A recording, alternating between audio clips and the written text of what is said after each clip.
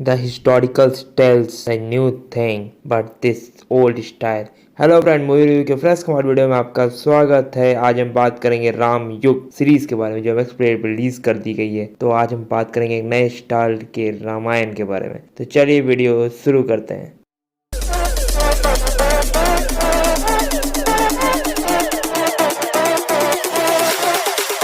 तो MX player एक ने सोचा कि रामानंद सागर ने जो रामायण बनाया था, मैं उसको कुछ नए स्टाइल में मतलब मॉडर्न रामायण को जोड़ता हूँ। मॉडर्न जो हो रहे हैं स्थिति मनोस्थिति को जोड़कर एक रामायण बनाया गया जिसका नाम रखा गया राम युग, जिसको डायरेक्ट किया है कुणाल कोहली ने। तो हर लोग सोचते हैं कि हम विराट कोहली बन जाए, लेकिन ऐसा होता नहीं है। उन्होंने जिस तरीके से इसे पिक्चराइज किया, एक लाइव एक्शन सीरीज बनाने की कोशिश की गई एमएक्स प्लेयर पे, जहाँ पे 8 एपिसोड्स दिए गए, लेकिन हर एपिसोड इतने फास्ट निकाले गए, इतने ज़्यादा डिटेल को मिस किया गया और एक ज़्यादा निगेटिव रावण को दिखाया गया। इस पर्सपेक्टिव से जो रावण जो था वो तो दिखाया गया, सब सही था, लेकिन जो पहले एपिसोड में हमने कहानी को बिल्डअप किया, जहाँ राम एक पुरुषोत्तम राम बना माने जाते हैं, जिसे रामानंद सागर ने जिस तरह से पिक्चराइज किया था, जिसे एनडीटीवी ने जिस तरह से पिक्चराइज किया था, लेकिन इस मॉडर्न राम को भी अब गुस्सा आता है, उनको भी बहुत कुछ आता है और वो भी चाहते हैं कि एक हिस्टोरिकल लाइफ और एक लग्जरियस लाइफ जीना, जहाँ पे वो डिस्कस करते हैं अपने सीता से कि एक लग्जरियस लाइफ, जहाँ एक सीता पॉइंट ऑफ व्यू से भी एक सीता जो एक मनुस्थिति हमें दर्शाई गई उस सीरीज़ में बेसिकली, तो उसमें भी जो सीता का कैरेक्टर था वो भी ज़्यादा एक एग्रेसिव कैरेक्टर, एक बहुत यूनिक वर्ड के साथ एक यूनिटी कैरेक्टर था। मतलब इस बार का जो राम युग था ये बेसिकली राम युग नहीं था, ये मॉडर्न युग था, जो बेसिकली राम प्लॉटेड में दिखाया गया, जहाँ बहुत सारे डिटेल को मिस किया गया। तो हम चलिए बात करते हैं, आज डीप एनालिसिस करते हैं इन्हीं 8 एपिसोड्स का कि क्या इसमें एक पॉजिटिव इम्पैक्ट था और ये क्या ये नेगेटिव इम्पैक्ट था। तो चलिए पहले स्टार्ट करते हैं एपिसोड नंबर 1 से। हम लोग बात करते हैं पहला एपिसोड जो था प्रेम। बेसिकली इसमें प्रेम दिखाया गया, एक पॉजिटिव प्रेम दिखाया गया, जहाँ पे एक डिटेलिंग को दर्शाया गया कि कैसे इसमें एक 2 फेजेस में स्टोरी दिखाई जा रही थी। मैंने 2-3 लोग से पूछा जो रामयुग देख चुके थे, जब तक मैं रामयुग नहीं देखा था तब तो मैंने 2-3 लोग से रिव्यू पूछा कि कैसा लगा आपको रामयुग, तो उन्होंने बताया कि 2 स्टोरी को चलाया जा रहा था, एक पास्ट स्टोरी और एक प्रेजेंट स्टोरी। तो दोनों को चलाया जा रहा था। तो कुछ इन लोगों ने पास्ट स्टोरी प्रेजेंट स्टोरी को रिलेट नहीं कर पाया, क्योंकि वो लोगों ने लगता है पहली बार इस तरह के स्टोरी को देखा होगा तो कोरिलेट नहीं कर पाया। लेकिन रामायण अगर जिसने देखा होगा, इसके लिए उन्होंने के लिए ये स्टोरी में कोई ऐसा दिक्कत नहीं रहा। तो बेसिकली इसे कोरिलेट किया गया कि कैसे राम जी एक वनवास की ओर पहुँचे एक प्रेम के कारण, कैसे वनवास में वो एक मृग के जलसाजे में फंस गई सीता, और उन्हें सीता ने हट कर ली कि अब ये स्वर्ण मृग चाहिए, जबकि ना देखा गया था ना सुना गया था कभी ये स्वर्ण मृग उस तरीके से। लेकिन ये होता है ना, जब विपरीत बुद्धि विनाश काल, एक विनाश काल जब होना रहता है तो हमारी बुद्धि और विवेक खत्म हो जाती है। इस प्रेम के कारण, इस मोह के कारण हम जकड़ गए और फाइनली सीता का हरण हो गया। तो इतने फास्ट डिटेल, मैं आपको स्टार्टिंग में बता रहा हूँ कि फास्ट डिटेल्स के साथ ये एपिसोड्स को स्टार्ट किया गया। उस इतने ज़्यादा एपिसोड को स्टार्ट किया गया, तो पता नहीं कुणाल कोहली ने क्या सोच के ये राम युग बनाया। आप रामायण दिखा रहे, राम युग में कुछ और भी दिखा सकते थे, कुछ और डीप स्टोरी ऑफ रामायण दिखा सकते थे, लेकिन उन्होंने एक सिंपल स्टोरी ऑफ रामायण दिखाया जहाँ पे बहुत सारे डिटेल को मिस कर दिया गया। जहाँ पर रामायण में जामवंत कैरेक्टर को कंप्लीट वहाँ से हटा दिया गया। It's too unique. आप सुनेंगे कि जामवंत कैरेक्टर्स को ही रामायण से हटा दिया गया, क्योंकि राम युग था। अगर वो बोलेंगे कि रामायण नहीं था, ये राम युग था, लेकिन आप राम युग में हनुमान को दिखा रहे हैं, सुग्रीव को दिखा रहे हैं, अंगद को दिखा रहे हैं, बाली को दिखा रहे हैं, बेसिकली लंका जला रहे हैं। तो मतलब सब कंटेंट तो आपने रामायण का नहीं डाली, तो फिर कैसे आपने जामवंत कैरेक्टर को हटा दिया, एक जो बहुत ज़्यादा हमको आइकॉनिक एक यूजलेस टाइप का राम युग लगा। ये वो पहला एपिसोड जो प्रेम था, बेसिकली प्रेम में उन्होंने दिखाया कि वो धनुष तोड़ देते हैं, उसके बाद उन्होंने प्रेम के लिए बहुत कुछ किया। अब प्रेम के लिए सारे वन में से धनकट जो फॉरेस्ट था उसमें से पूरे राक्षस को भगाया उस प्रेम के लिए। बेसिकली वहाँ रहे और फिर वो प्रेम दिखाया, 2 के बीच में कैसे प्रेम होता है, एक सिस्टर और ब्रदर के बीच में क्या प्रेम होता है, 2 भाइयों के बीच में क्या प्रेम होता है, जो सिस्टर लॉ और ब्रदर लॉ के बीच में क्या प्रेम है। तो बहुत अच्छा तरीके से कॉन्सेप्ट दिखाने की कोशिश की गई, लेकिन इतने फास्ट डिटेल से अगर आप ले जाते हैं, अगर किसी ने रामायण देखा है और एक्सपेक्ट करता है कि नया रामयुग जो आया है उसमें कुछ स्पेशल दिखाया जाएगा, तो कुछ स्पेशल नहीं था, फुल्ली बकवास एपिसोड 1 था जो था ये प्रेम, जो कहीं ना कहीं हमको कोई चीज़ को एक स्पेशल थिंकिंग स्किल्स को नहीं देखता है। और मतलब एमएक्स प्लेयर हमको लगा कि उससे क्या एक्सपेक्ट कर सकते हैं। अब यही सही बात आता है कि उससे क्या एक्सपेक्ट कर सकते हैं। मतलब एमएक्स प्लेयर की जहाँ पर एक से एक सीरीज बनाता है, वहाँ पर एक ऐसा सीरीज बनाया, बस उसको बनाना था, मतलब उसको बस एक कंप्लीट करना था। उसको एक अच्छी डायरेक्शन नहीं मिली, डीप एनालिसिस नहीं मिला, लिरिक्स नहीं अच्छा मिला, उसको म्यूज़िक अच्छा नहीं मिला। वैसे एपिसोड 1 में भी उनको अच्छी म्यूज़िक नहीं मिली। हाँ, कैरेक्टर वाकई में बहुत अच्छे अच्छे कैरेक्टर थे, लेकिन कैरेक्टर को यूज़ नहीं किया गया। पहली बार राम युग में राम को इतना एग्रेशन मोड में दिखाया गया, उससे ज़्यादा तो हमको सबसे अच्छा लक्ष्मण लग रहे थे, जबकि लक्ष्मण को एग्रेशन मोड में दिखाना चाहिए। और पता नहीं किस तरह का वीपीएक्स यूज़ हो रहा था, जहाँ पे एकदम एक फेक इंप्रेशन लग रहा था कि एक लैंड पे ही सारा काम कर दिया गया है। और जहाँ पे उन्होंने मतलब एक क्लिप में रावण को दिखाया, उसमें भी आपको एक लगे यार ये क्या चल रहा है, मतलब रावण को साला इतना इतना ज़्यादा वीक दिखाया गया, और मतलब उस कैरेक्टर्स को इतना ज़्यादा वीक दिखाया गया, जबकि रावण एक रामायण के समय में एक हीरो था, एक हीरोइक था, जहाँ पे उसने अपने पावर को संभाल नहीं सका। लेकिन इसमें बहुत एक सलीके ढंग से कंटेंट को बस बनाए जा रहे हैं, क्रू कास्ट को बनाए जा रहे हैं, कोई मतलब नहीं है, उस तरीके को इसमें दिखाया गया। तो ये था एपिसोड 1 का डीप एनालिसिस। तो चलिए हम बात करते हैं एपिसोड नंबर 2। सो एपिसोड नंबर 2 था कर्म, जहाँ पे उसने कर्म के पर्सपेक्टिव से दोनों के स्टोरी को दिखाया, जहाँ पे कर्म के कारण एक सीता हरण हो जाता है और एक कर्म के कारण सुग्रीव की वाइफ रोमा का हरण हो जाता है, उसी के सेम भाई बाली से, जो उससे काफ़ी ज़्यादा पावरफुल है। तो दोनों की कहानी को दर्शाया जाता है, जहाँ हनुमान जी एक मतलब साधु का भेष धारण कर कर, उसमें भी डिटेल्स काफ़ी ज़्यादा छुपाई गई, जहाँ के हनुमान जी को कुछ पता ही नहीं था उनके पावर के बारे में, जबकि उनका पावर इस तरीके से दिखाया गया कि वो एक लेजेंड है, और एक लेजेंड ऑफ हनुमान के तरीके से उस पावर को ज़्यादा एक्सप्लोर किया गया। बशर्ते इसमें उस पावर के बारे में कुछ उनको पता नहीं था, लेकिन इस हनुमान जी को तो सारा सब कुछ पता था। उन्होंने सब कुछ एक झटके में, एक मतलब 10 से 15 मिनट में सारे डिटेल्स को कवर अप किया, और फाइनली फिर वो सुग्रीव से भेंट करने ले जाते हैं, जहाँ सुग्रीव अपने दुख बड़ी कहानी सुनाते हैं और राम जी भी दुख बड़ी कहानी सुनाते हैं। एक्सचेंज ऑफ ज्वेलरी होता है, जहाँ पे एक पॉइंट ऑफ व्यू हमको बहुत अच्छा लगा कि उसमें एक पॉइंट ऑफ व्यू जो कुणाल कोहली ने डायरेक्ट करके उस डायलॉग में दिया कि लक्ष्मण जी अपनी भाभी को इस तरीके मानते थे कि उनको उनके पायल के बारे में ही पता था और उनके ऊपर लगे आभूषण के बारे में नहीं पता था, जहाँ राम जी ने बताया कि किस तरीके से वो भाई होता है जो अपने भाई को सपोर्ट करता है हर स्थिति में, हर मनोस्थिति में, और हर एक ही उस तरह से युग बनता है राम युग। तो कहीं ना कहीं वो जो पॉजिटिव अप्रोच दिखाया गया वो काफ़ी ज़्यादा बेहतरीन था। उस अप्रोच से जहाँ वो नेगेटिव अप्रोच को भी एक अलग लेवल पे ले जाने की कोशिश की जा रही थी, तो उसमें कर्म दिखाया जाता है कि एक कर्म से दूसरा फल क्या मिलता है, जो आप बोएंगे वही आप काटेंगे, बेसिकली यही दिखाया गया। और फिर Ram ji basic on an usual बाली के फाइट होती है और सुग्रीव को बचा लेते हैं तीर मार के। और उसमें एक बहुत सिंपल डिटेल्स को बहुत जल्दी स्किप कर दिया गया, जहाँ पे हनुमान जी को अपने पावर के बारे में कुछ पता नहीं था, लेकिन इसमें हनुमान जी को इस तरीके का दिखाया गया कि उनको अपने पावर के बारे में सब कुछ पता था।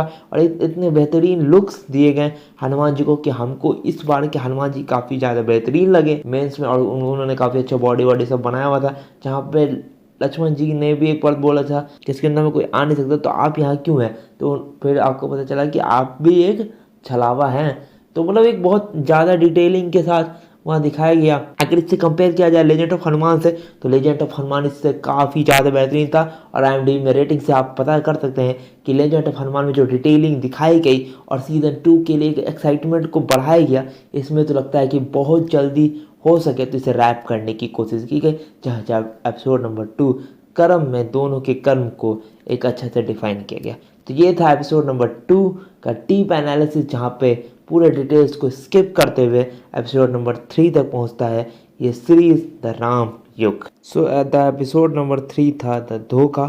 इसमें एक जो कहानी दिखाई गई, पहली बार मैंने रामायण में इस तरह की कहानी देखी, जहाँ शूर्पणखा ही चाहती थी कि उसके रावण का वध हो जाए राम के हाथ से। तो उन्होंने एक प्लान बनाया कि उस सीता को उसके माइंड वॉश में घुसाएं और सीता को हरण कर जाए, जहाँ राम इतना बलवान था कि उसे पता चल गया था कि राम इतना बलवान है, तो और वो उसके बहन का प्रतिशोध लेने जरूर आएगा और राम उसे मार डालेगा, रावण से मुक्त हो जाएगा था लंका। उसके बाद लंका में क्या करेगी ये शूर्पणखा। तो बेसिकली शूर्पणखा का ये एक पहला स्टोरी रामायण से हट कर एक नया रामायण बनाने की कोशिश की गई, जहाँ द राम युग उसका नाम दिया गया। जहाँ पर द कुणाल कोहली को मैं एक बात कहना चाहता हूँ कि आप स्टोरी चेंज करके आप कुछ चेंज नहीं कर पाएंगे, क्योंकि एक हिस्टोरिकल लाइफ में पहली बार मैंने सुना था कि शूर्पणखा चाहती है कि रावण का वध हो जाए, और इसीलिए वो राम के पास जाती है कि उसे सुंदरी है शादी कर ले, लेकिन वो बोलता है कि नहीं, मेरे लिए सीता है और सीता ही सब कुछ है। तो वैसे वो बोलती है कि मैं ऐसे 10,000 सीता बन सकती हूँ। वो बोलता है कि नहीं, चलिए 10,000 सीता नहीं, मुझे एक सीता में मिलना चाहिए। प्रेम ऐसा शब्द होता है जहाँ पे आप एक में ही सारे लोग को एक नौछावर कर सकें। तो द धोखा में बेसिकली उनके साथ धोखा होता है, उनके साथ छलावा होता है। और इस प्रोस्पेक्टिव पे जो राम युग बनाया गया इस एपिसोड में, तो हमको टोटली पता ही नहीं चल रहा था कि एक फ्रिक्शनल राम युग बनाया जा रहा है, एक फ्रिक्शनल रामायण बनाया जा रहा है, जहाँ रामानंद सागर ने इतना मेहनत करके पूरे दुनिया वासियों को एक टीवी तक लाया था और एक नया कंटेंट दिया था, जहाँ इस कंटेंट का अब कंटेंट बन रहा है और कंटेंट का मजाक सा उड़ रहा है। तो जैसे टिकटॉक यूट्यूब वर्सेस में फाइट हुआ था, आज यूट्यूब ही सेम काम कर रहा है। कर्मा इज बैक और धोखा इज बैक। तो धोखा मिला है उन क्रिएटर्स को जो यूट्यूब पे काफ़ी मेहनत करते थे, अब शॉर्ट्स में जाके चुतिया कटाएंगे। उसी तरह से हमें भी धोखा मिला। एपिसोड नंबर 3 देख के जो धोखा था वो काफ़ी ज़्यादा भयानक धोखा था, जहाँ पे पहली बार एक स्टोरी, एक नया स्टोरी को जन्म दिया गया। अगर इस स्टोरी, अगली एपिसोड को किसी को दिखाया जाए तो वो 2 चप्पल हमें मारेंगे और 2 चप्पल वो खुद को मारेंगे। तो ये था एपिसोड नंबर 3, जिसके बारे में और कुछ हम ज़्यादा नहीं बोल सकते। ये था मेरे साथ एक बड़ा धोखा। सो द ट्रेलर में जब पार्ट 4 का मैं डिस्कशन करना चाहता हूँ, जो धर्म है, उससे पहले मैं बताना चाहता हूँ जब ट्रेलर लॉन्च हुआ था इस द राम युग का, तो उसमें बताया जा रहा था कि बहुत अनोखा अध्याय चालू का। सही में ये अनोखा अध्याय था, बहुत चूतियापा अध्याय था, जहाँ पर जन्म से पहले रावण को पता चल गया था कि जन्म होने वाला है राम का, मृत्यु का कारण बनने वाला है राम। ये तो सेम कहानी हो गई भाई कृष्णा की। कृष्णा में ये बात पता चला था देव की और कंस को उसके आकाशवाणी से, लेकिन इस रामायण में ऐसा कुछ हुआ नहीं था, किसी को कुछ नहीं पता था। अभी Disney plus Hotstar the legend of Hanuman लाया, उसने भी सेम कैटेगरी की कहानी दिखाई गई, जहाँ पहले पुराने रामायण में दिखाया गया था और उसको थोड़ा पिक्चराइज किया गया, उसको थोड़ा अच्छा एक वर्ड दिया गया। लेकिन इसमें राम युग में सारे कहानी को तो हंस कर दिया गया, जहाँ पे धर्म में दिखाया जाता है कि सबको पहले ही पता था कि तुम्हारा जन्म हुआ है भाई रावण को मारने के लिए, तो सब कुछ प्लान था। तो फिर सोन मिलकर ये चुतियापा क्यों? फिर यहाँ कहाँ छल हुआ? यहाँ तो छल हुआ ऑडियंस के साथ, जब उन्होंने पूरे 8 एपिसोड देखी और उसके बाद गरियाना चालू किया। IMDb में जाकर रेटिंग उसको मार मार के बुखार चढ़ाने वाला रेटिंग दिया। और धर्म के साथ कर्म जुड़ता है, जहाँ कर्म के नाम पे कुछ नहीं था, धर्म को सिर्फ दिखा के एक पैसे लूटने की कहानी दिखाई गई था राम युग में, जहाँ पर राम युग में बताया गया कि कैसे रावण अपने पावर को गलत यूटिलाइज करता है। लेकिन यहाँ बताया गया कि राम का जन्म से पहले ही रावण को पता चल गया था कि उसका जन्म होने वाला है, तो वो कौशल्या माता को हार्म करने चल गया। और यार ये स्टोरी तो एक मतलब फिक्शनल कैरेक्टर की स्टोरी है। तो राम युग देखने वाले को मैं पहले बोल देना चाहता हूँ कि भाई मत देखना यार, बहुत दर्द दे देगा ये सीरीज, बहुत दर्द देगा। पहला बार MS प्लेयर का ओरिजिनल सीरीज इस तरह का दर्द देगा, हम तो बहुत एक्सपेक्ट नहीं कर सकते थे कि MS प्लेयर इस तरह का सीरीज बनाएगा। भाई फ्री प्लेटफॉर्म में तो इज्जत तो रख लो यार, इतना पैथेटिक, हेवी और दर्द भरा ये धर्म एपिसोड नंबर 4 था, जो धर्म, जहाँ धर्म के नाम पे कुछ नहीं था, एक फेक इम्प्रेशन था और कुछ नहीं। तो ये था एपिसोड नंबर 4 द धर्म। सो द एपिसोड नंबर 5 था द वचन, जहाँ अयोध्या के राजा दशरथ ने वचन लिया था ऋषि से कि राम की रक्षा करेगा। लेकिन ऋषि ने बोला था कि आप अपने राम का पावर जान नहीं रहे हैं, उन्हें जन्म का उद्देश्य ही कुछ अलग है, कुछ हट के है, कुछ हिला के है। जहाँ वो रावण जैसे राक्षस को वध करने के लिए बना है, तो आप छोटे मोटे जो राक्षस को वध कर रहा है वो आप बस आराम से लीजिए। जहाँ पे उन्होंने बहुत सारे डिटेल को इतना ज़्यादा मिस कर दिया कि ये सीरीज़ देखने का मन ही नहीं करता, बहुत दर्द करता है। और एपिसोड 5 तक अगर आप पहुँच भी जाते हैं तो वही दर्द आपको बरकरार रहेगा, जहाँ पर आप सोच रहे होंगे कि वचन में आखिर ये क्या वचन दिया गया जो पूरी स्टोरी को पिक्चराइज करता है, आखिर ये क्या ये स्टोरी दिया गया। तो चलिए मैं बताता हूँ इसने क्या स्टोरी दिया, जहाँ उन्होंने वचन दिया दशरथ को, अयोध्या को, कि देखिए ये राम है ना जो, वो बहुत कुछ कर सकता है, तो आप इन्हें भेज दीजिए मेरे साथ, और अब देखिए मेरा कमाल, हम अब रावण किले से तैयार कर रहे हैं, उड़ा देगा रावण की लंका और स्वतंत्र कर देगा ये पूरे भारतवर्ष को, जहाँ सीता जाएगा, लक्ष्मण जाएगा और राम जाएगा, और उनके साथ जाएंगी द वानर संख्या। तो जय श्री राम। तो ये था एपिसोड नंबर 5, जो काफ़ी ज़्यादा शॉर्ट एंड सिंपल था, जो था वचन, आप जो इससे बड़े पूर्ण हो जाते हैं। सो द एपिसोड नंबर 6 है द संघर्ष, जहाँ पे वो तो एक मतलब बीच पे पहुंच जाते हैं, मतलब इतना जल्दी वो बीच पे अचानक सुग्रीव बोलते हैं कि चलिए उत्तर की दिशा, और आप वहीं पे सीता मिलेगी, मतलब सब कुछ प्लान था, सब कुछ पता था। इस राम युग में कुछ ऐसा चीज़ ही नहीं था जो कठिन था, जो कुछ ऐसा चीज़ ही नहीं था जहाँ संघर्ष था। तो उसने लास्ट में भाई, अब कोहली जी ने सोचा कि भाई कुछ तो संघर्ष दिखाएंगे, नहीं तो संघर्ष एपिसोड का नाम ही क्या गलत रखा जाएगा। तो उन्होंने दिखाया कि पानी में वो मतलब कैसे जाएं, वो लंका कैसे पार करें, तो उस पर उन्होंने दिखाया कि चलिए संघर्ष करते हैं, चलिए कुछ हट के करते हैं। तो कुछ हट के करने के चक्कर में कुछ हट के हुआ नहीं, जो सिंपल था वही हुआ। हालांकि इसमें एक डिटेलिंग को लास्ट में दिखाया गया कि क्या से पहले तो उस विभीषण ही सिर्फ रावण को रोक रहा था और सब रामायण में, लेकिन इस रामायण में सब रावण को रोक रहे हैं, मतलब उसका 10 मुंडी भी रावण को रोक रहा है, उसके मंत्रीगण भी रावण को रोक रहे हैं, और विभीषण तो रावण को रोक ही रहा है। फिर विभीषण बोलता है, फिर रावण उसको भगा देता है, और देखिए क्योंकि विभीषण को भगाना था नहीं, तो जिस तरीके से सब मंत्रीगण बोल रहे थे ना, सब मंत्रीगण को भगाना चाहिए था रावण को, लेकिन भाई क्योंकि मूवी बन चुकी है, क्योंकि कंटेंट पहले से आ चुका है, क्योंकि वाल्मीकि ने ये रामायण लिख चुके हैं, तो भाई अब तो जो लिखा है उसी में कर सकते हैं। अगर अदर कंटेंट बनाएंगे तो रामयुग की जगह राम लॉक हो जाएगा, ये सीरीज बंद हो जाएगी। तो कहीं ना कहीं जो इतने गंदे तरीके से सीरीज को पिक्चराइज किया गया, डायरेक्ट किया गया, वो काफ़ी ज़्यादा दर्द देता है, और हर एपिसोड में आपका दर्द इतना बढ़ जाएगा कि फाइनली इस एपिसोड को आप देखना छोड़ देंगे, और बीच में रामायण आप पहली बार हो सके तो मिस कर देंगे। तो ये था संघर्ष, जो पब्लिक भी संघर्ष कर रही थी इस सीरीज़ को देखने के लिए, और फिर फाइनली इस एपिसोड के एंड में युद्ध होने की तैयारी हो जाती है, जहाँ पर आप अंगद का एंट्री नहीं देखते, जहाँ पर हनुमान जी आके वाटिका में भाई केला खाते हैं, आग लगाते हैं, और मतलब क्या दिखाता है, मतलब एक हर बार थंडरबोल्ट दिखा रहा है, हर बार हनुमान जी का म्यूज़िक बजा दे रहा है। तो उस तरह से फिर तैयारी कर रहा था, लेकिन फिर तैयारी हुआ नहीं, और मतलब दर्द बढ़ गया।